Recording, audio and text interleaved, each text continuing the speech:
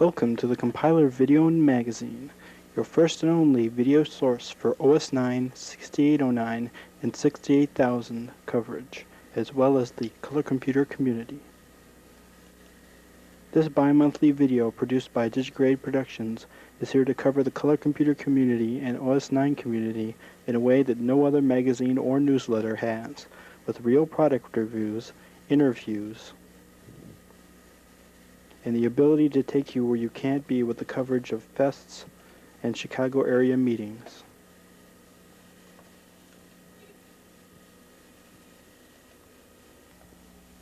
People we endorse but are in no way affiliated with Digigrade Productions are Glenside Color Computer Club,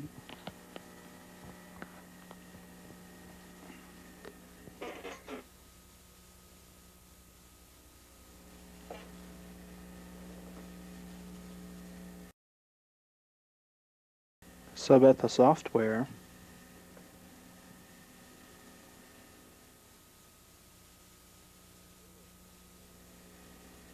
Kayla Software,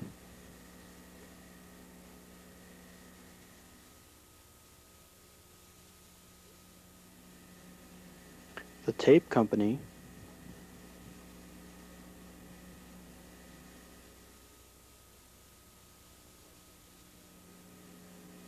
Blackhawk Enterprises, the new supplier of the MM1,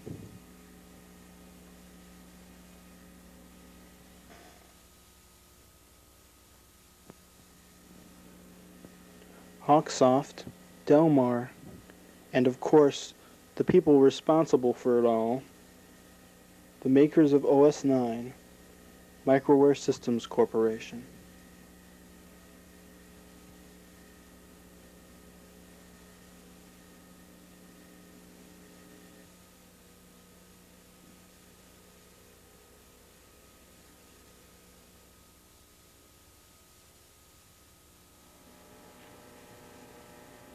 The third annual Last Chicago CoCoFEST is coming up pretty quickly. Here's the information about it printed in Glenside's CoCo 123 newsletter.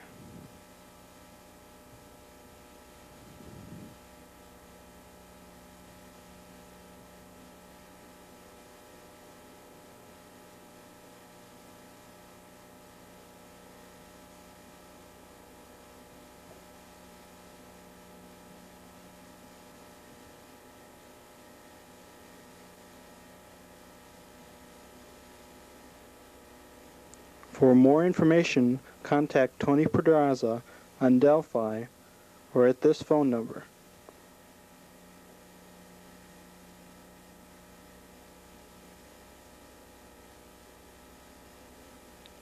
Brian Schuberg is the new president of Glenside, but Tony Pedraza will be again hosting the third annual Last Chicago CoCoFEST.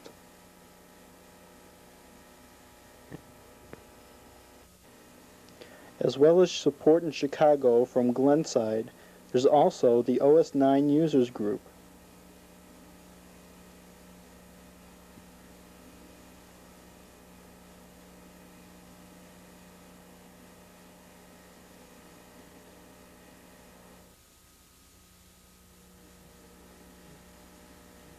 Chicago Area OS 9 Users Group also puts out a newsletter just like Glenside.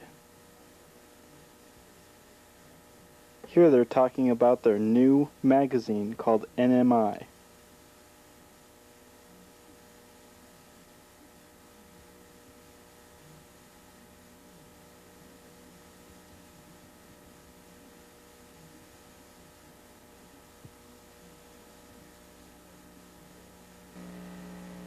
While Glenside is mainly concerned with support for the color computer, the OS 9 Users Group covers OS 9 6809 and 68000 for all machines.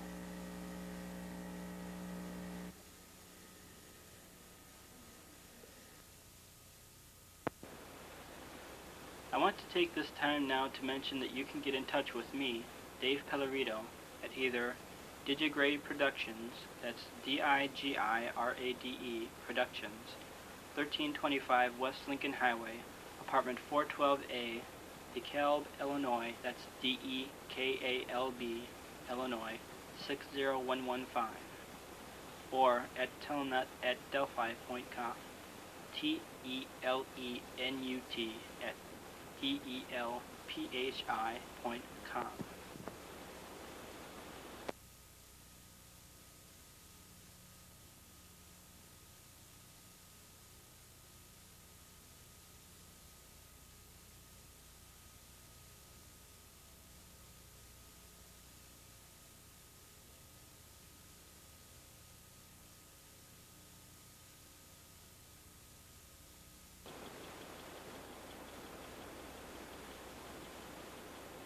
Now sit back and enjoy highlights of the first annual last Chicago CoCoFEST.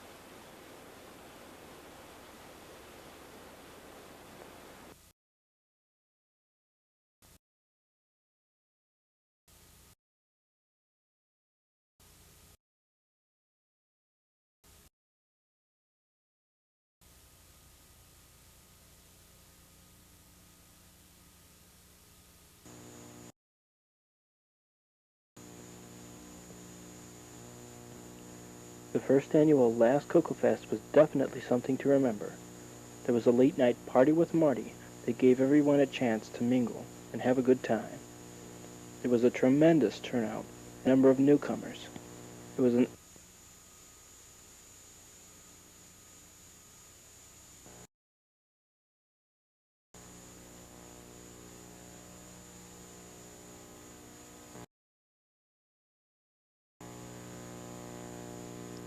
That's what my system looked like the night before the fest.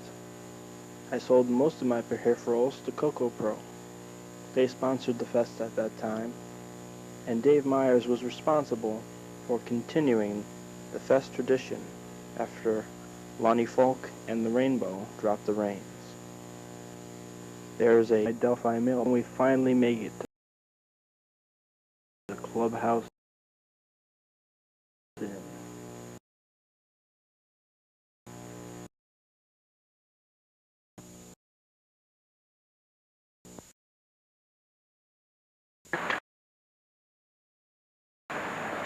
Here we are, Clubhouse Inn.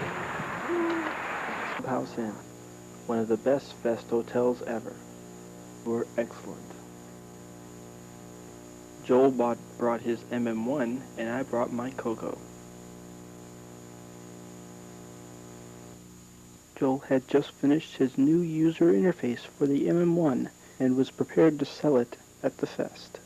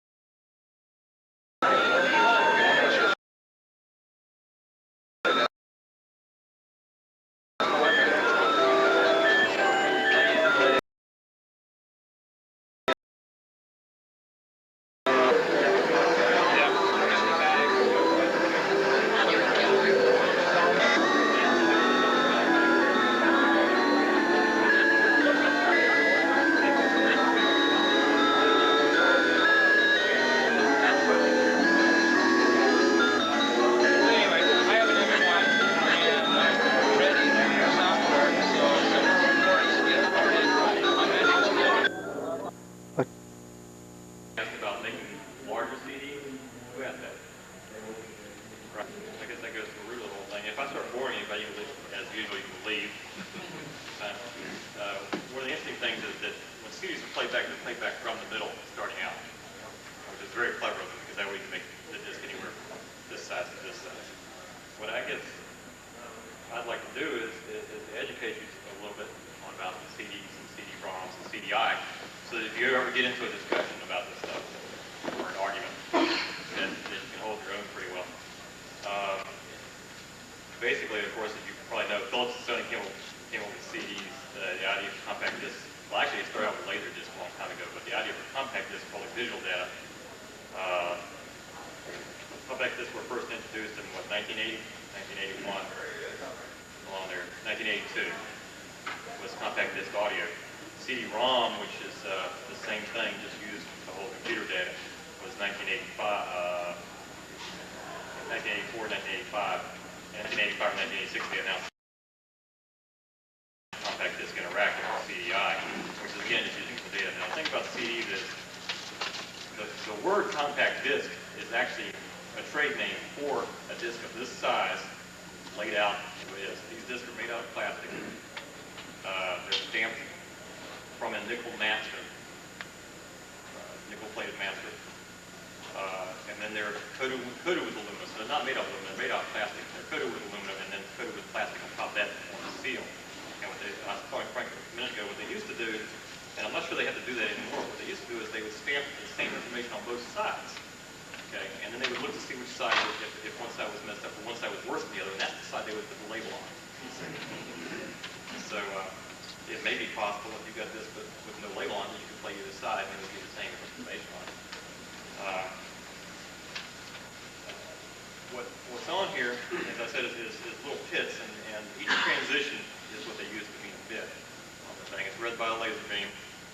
A laser beam is actually split up three ways, because what they do is they have two beams that come in from the side to side, and we see if they're on track. And what they do is, if they're on track, they will get the ones and zeros coming by, the bits coming by, and it will form kind of what's like flashing black and white light. It'll form kind of a gray area. And when it gets to a good gray, they know they're on track. That's how they know it is. What these are is this one long spiral over here. It's 3 miles long.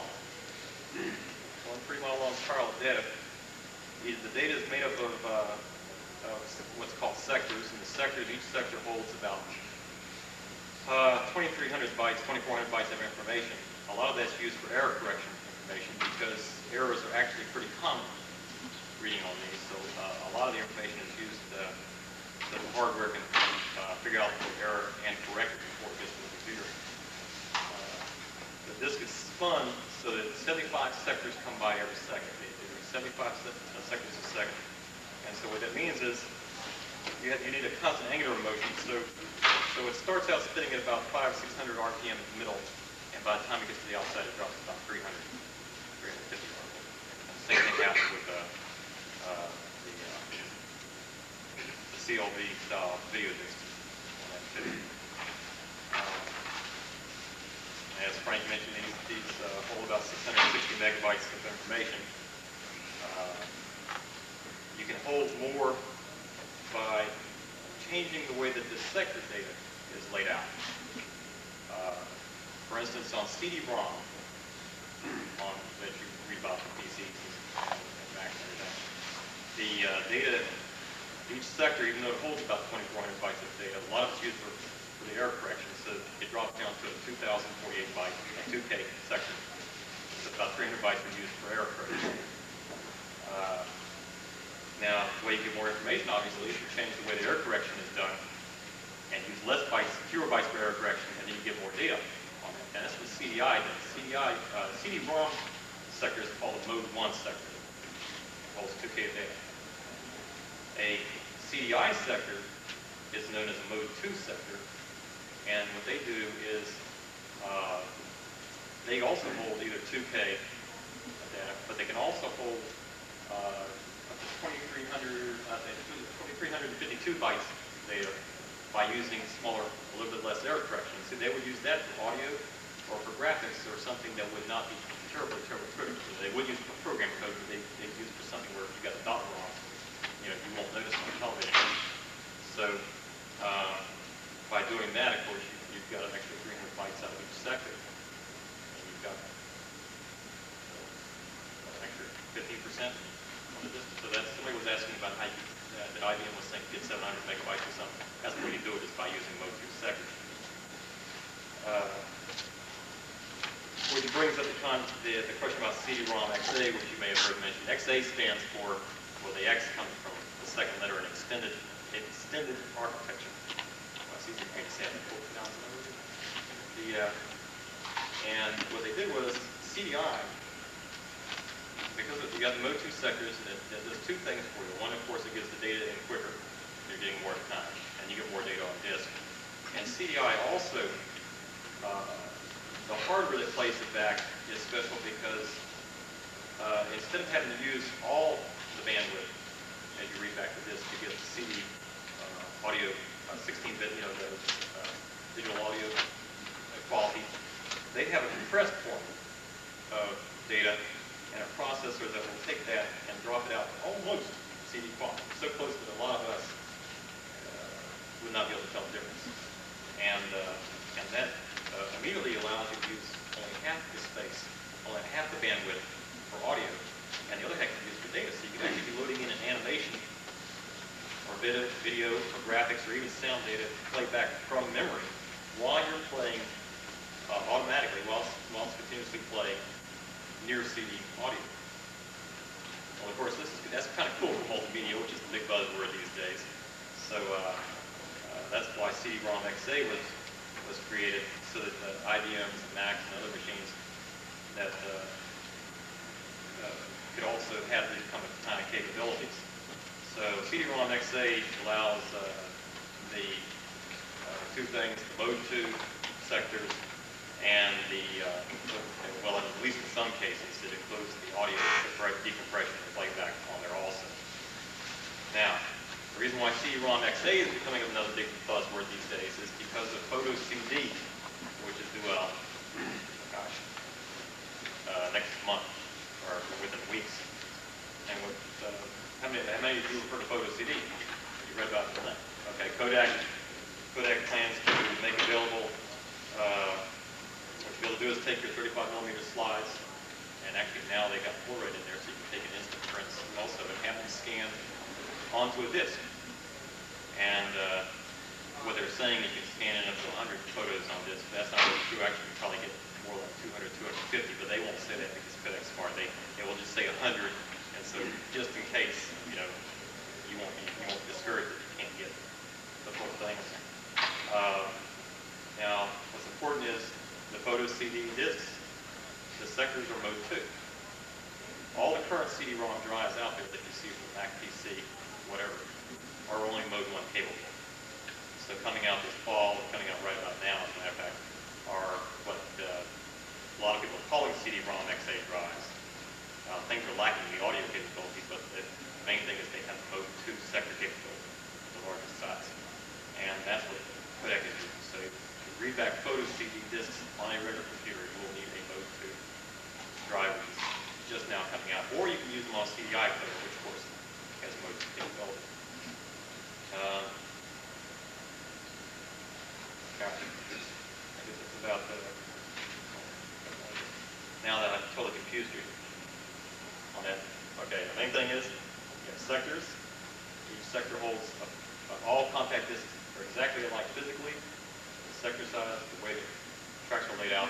The only thing that differs is how many bytes data are held per sector, the size of the error correction, and whether or not your hardware can decode it. Well, if you've got a Mode 2 like CDI drive, can it read CD-ROM format? Yes, as a matter of fact, I checked on that the other day, which I wasn't sure up until now, but apparently you may have read, the specification for CDI is called the Green Book. The specification for CD audio was called the Red Book. For CD-ROM is called the Yellow Book. A writable CD-ROMs is called the Orange Book. Okay, the Blue Book is what? Yeah, okay. Oh, laser video disc.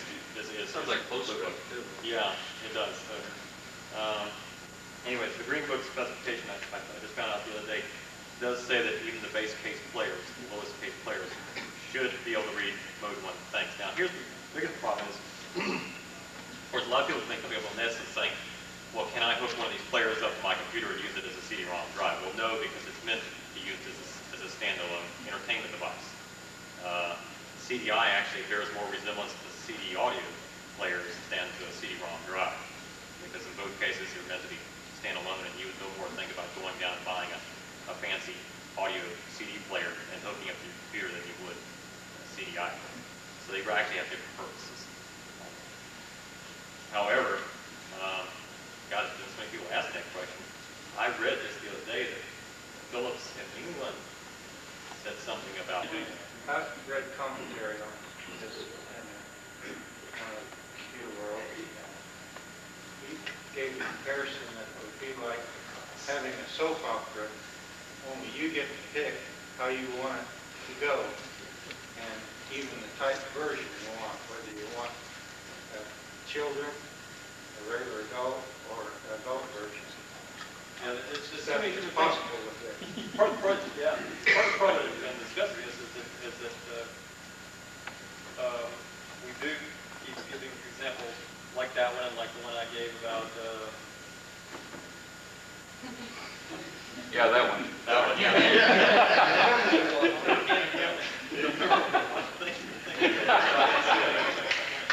But you know, for each title is actually different, and each person is actually different. The way it would affect you is slightly different, and the way you use it is slightly different. The use you might find for it.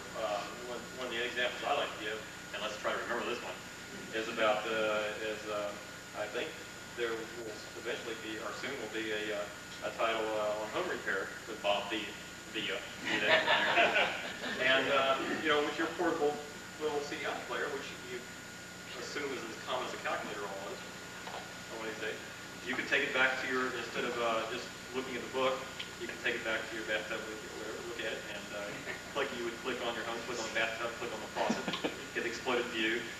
Old Bob would pop up in a corner telling you how you just messed up real badly. What you gotta do, you know, and stuff. So it's you know, and you say, gee, why can't I do that with a book? You can, but it's not as much fun.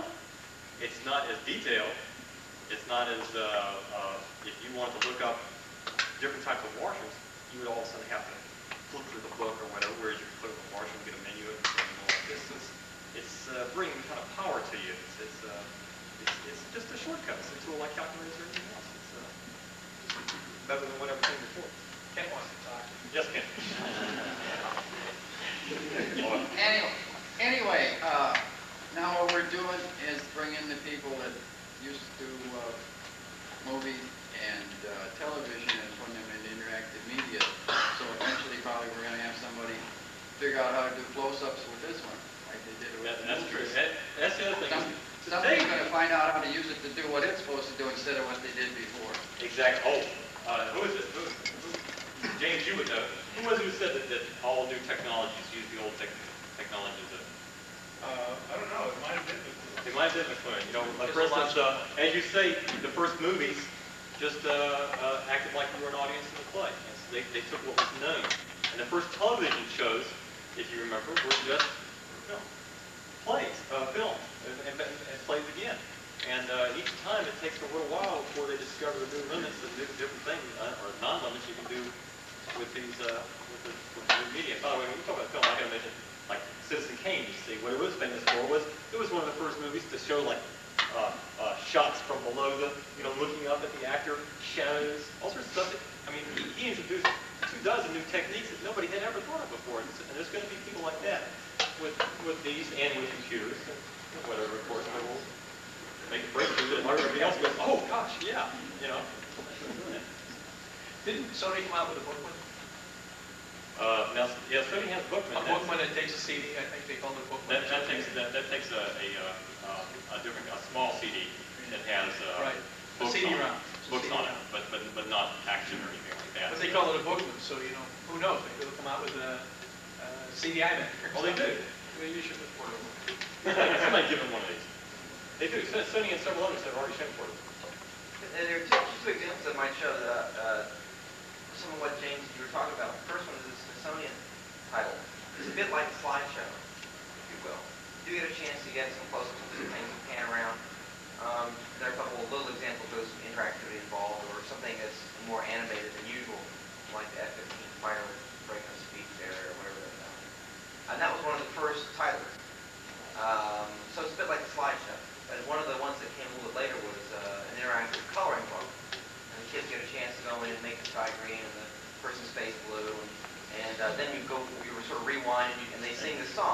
you get a choice of language, Spanish, French, whatever.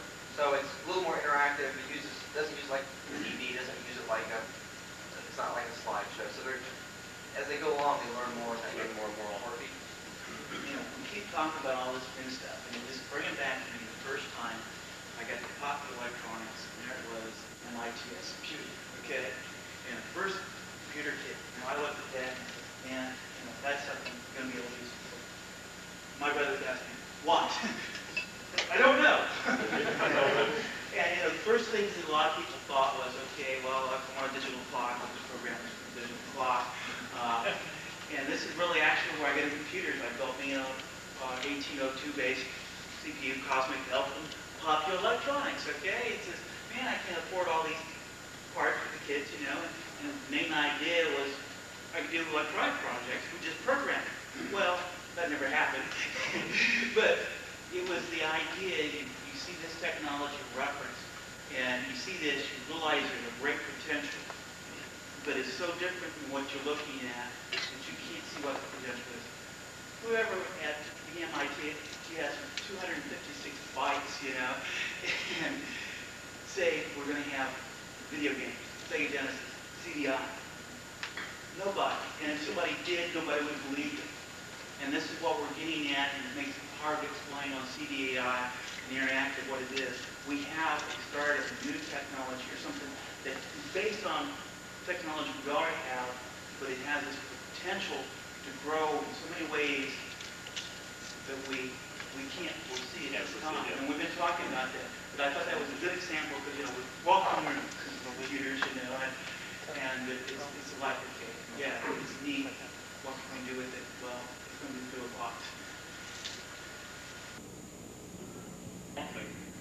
Some people may never get into this. You know, it's like some people don't like the television or whatever. You know, they just have to use it. But it's not going to be a world or unanimous type of thing. So this is possible.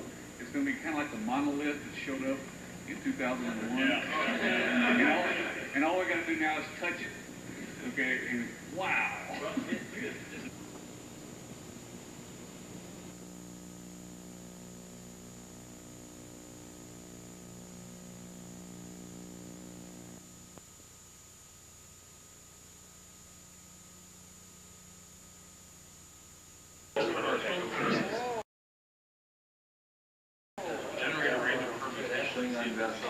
Where's the start there? Enterprise. Is that right? Well, you did a ray trace. You just did one. Then how did you? Was it ray tracing? Actually, the first guest speaker was Paul Ward, Interactive Media Systems.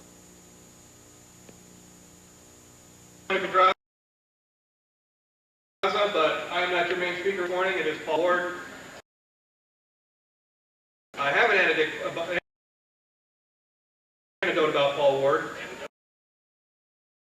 that he doesn't know the anecdote.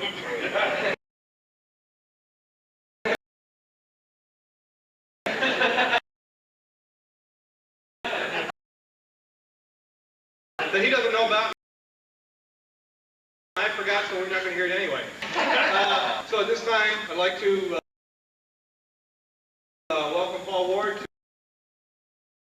to the seminar topic that he's got here for CoCoFEST on behalf of CoCoFEST and Tandy Color Computer Club, Mr. Paul Ward.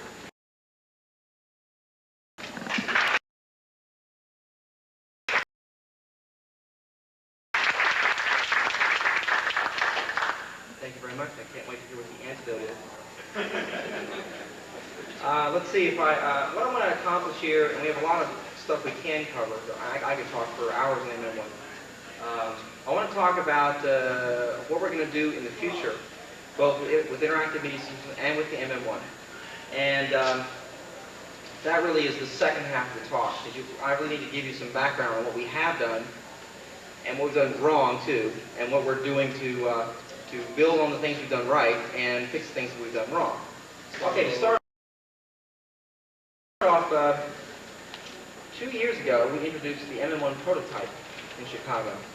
And that was an exhilarating weekend. We didn't sell anything because we had nothing really to sell. We just had an idea to sell. The idea that the concept that started the MM1, the prototypes that were shown 2 years ago, didn't have some of the features the MM1 now has, which were based somewhat on input that our little team of designers put in, and a lot of it was based on things that you guys wanted. And that's a loop that we've tried to keep open. I know I've talked to people occasionally on the phone, you can get me in, or my mailbox isn't full.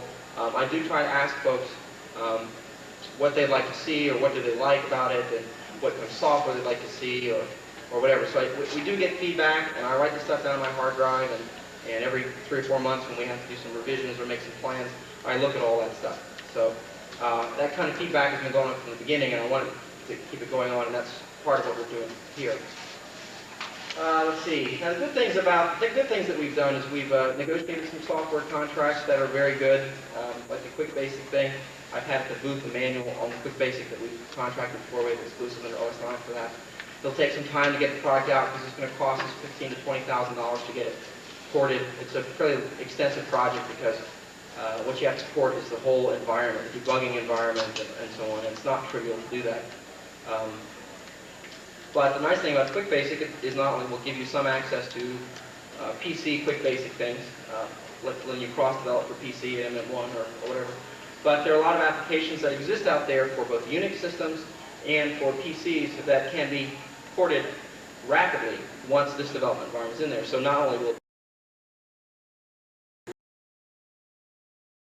we go after a narrowly defined horizontal market. Horizontal market means folks that aren't using the system for a special purpose, using it for a lot of different things. And you represent a portion of that narrowly defined horizontal market. But there's some vertical markets we're going after, and these are people that use the system just for something, and just for that.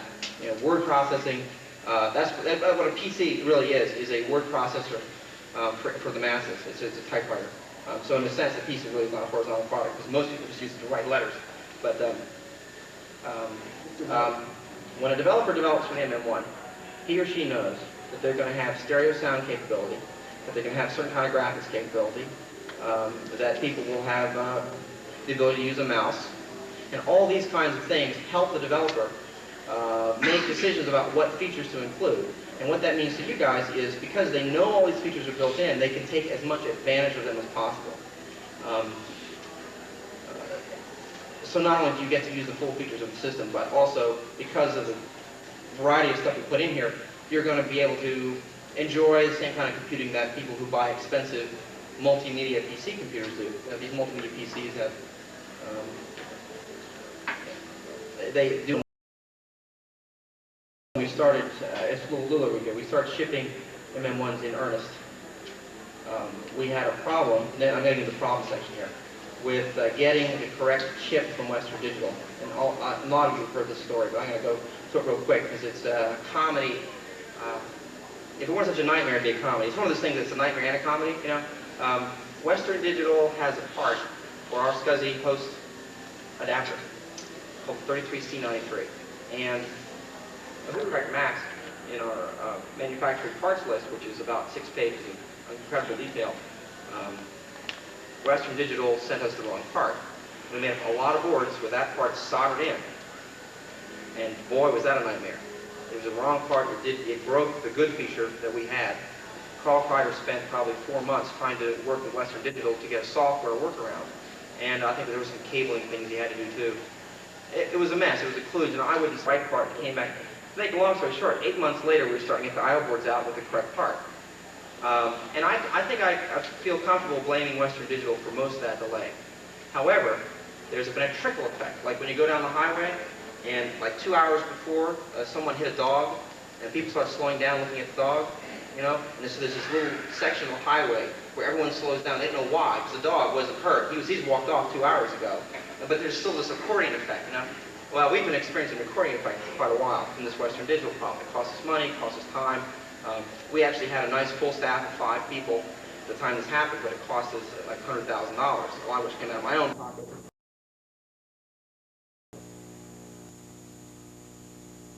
John Strong talked a little about programming graphics in OS9, and then he handed the microphone over to Joel. and he talked about his new graphical user interface for the MM1.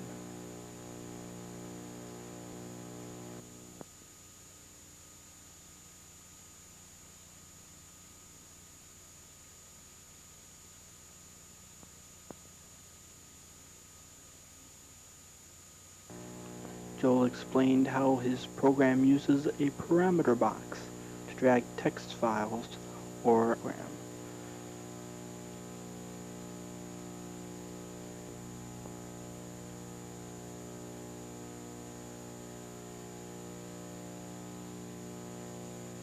He also showed how to use the system's trash can.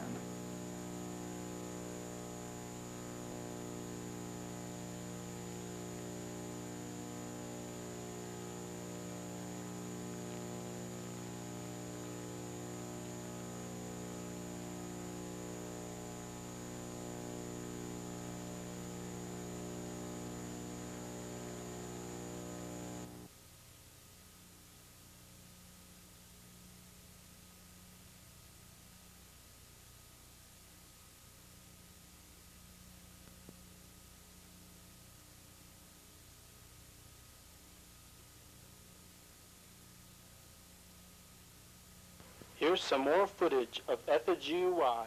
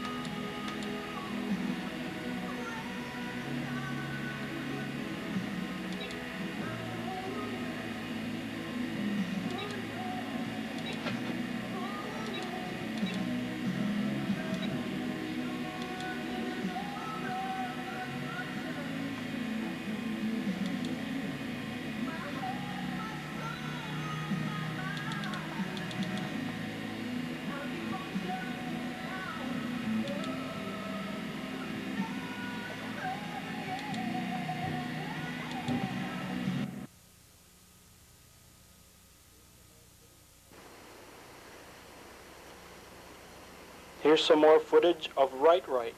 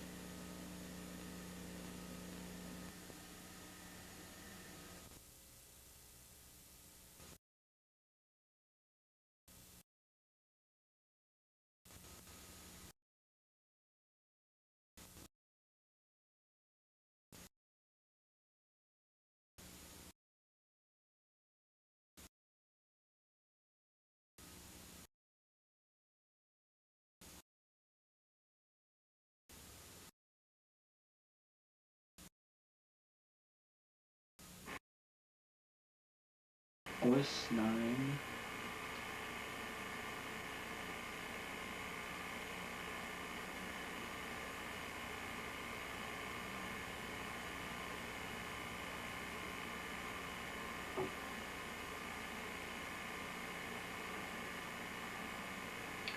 Welcome to the Compiler Video Newsletter, your one and only video source for OS 9, 6809, 68000, and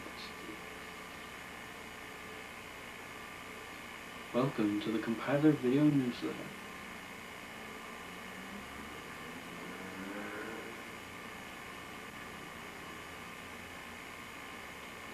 Welcome to the Compiler Video Newsletter.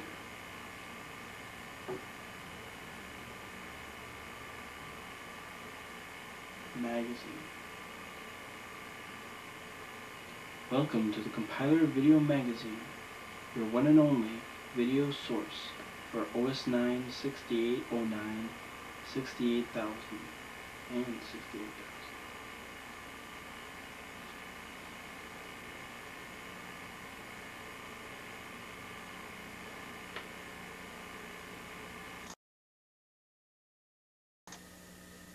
I decided against scaring people with my good looks.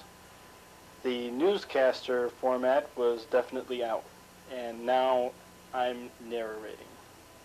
Much easier. Well, that's it for this issue of the compiler. I hope you enjoyed it. We were going to get some reviews in, but we didn't have enough space. This is the March issue.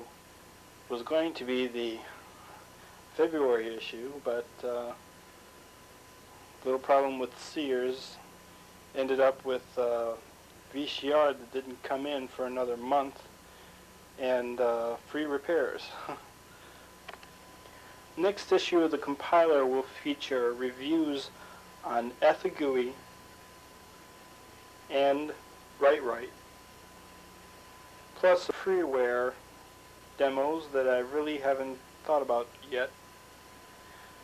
And it will also feature coverage of the second annual last Chicago CoCoFEST that happened last year.